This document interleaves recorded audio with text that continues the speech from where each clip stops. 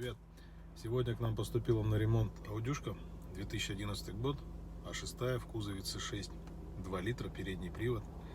Проблема заключается в следующем. При повороте руля влево не так ярко выражено, а вправо есть. В самом конце появляется характерный какой-то скрежет, скрип. Так, крррр. Сложно это сейчас на телефон записать, этот звук, но тем не менее он есть. Многие на форумах в интернете пишут, что это связано либо с опорным подшипником, либо с приводами, либо есть мнение, что это рулевая рейка. Некоторые даже пишут, что официальные дилеры ставят вердикт, что это все нормально и не стоит не предпринимать никаких мер. Это, конечно, неправильно, на мой взгляд, однозначно так же быть не должно. Да. Ну что, будем разбираться. Ну, в общем, визуальный осмотр ничего не дал. Все вроде бы хорошо и четко. Но при прокручивании руля очень хорошо слышно. Вот треск. И вот оно видно. Стойки стабилизатора, которые в народе называют яйца. По-научному линк.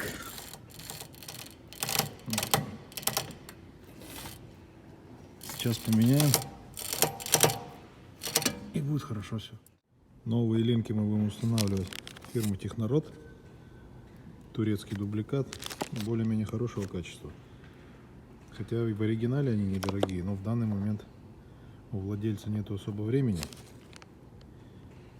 а у нас нету в наличии. Поэтому у нас в наличии только такие. Ну, я думаю, на какое-то время они послужат неплохо. Немаловажный момент. Ребята, никогда не устанавливайте все элементы подвески, которые имеют саленблоки, когда вывешено у вас колесо, то есть на лапчатом подъемнике.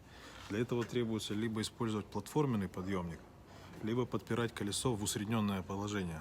Почему? Потому что когда затягивать этот элемент придется в том положении, если колесо вытянуто, то когда машина опустится на землю с подъемника, эта резинка пойдет очень сильно на скрут, и потом будет вот такой вот эффект. Если вы не мастер СТО, а просто владелец и смотрите это видео, пожалуйста, просите тех мастеров, которые будут вам устанавливать, чтобы устанавливали все саленблоки. Не только на этой машине, на любых других. Всегда нужно, чтобы колесо было в усредненном положении. Либо же использоваться должен быть платформенный подъемник, если имеется такой.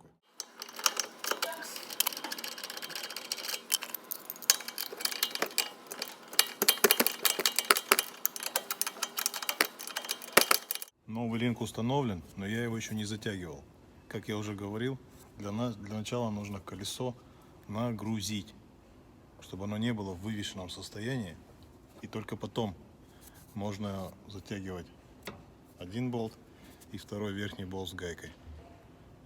Пожалуйста, не забывайте, очень важный момент. Колесо должно быть нагруженным.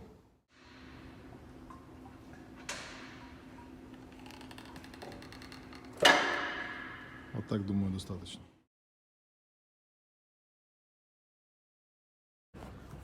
Ну вот, линки стабилизатора поменены. Сейчас при вращении рулем все тихо. Подвеска работает как игрушка. С обоих сторон.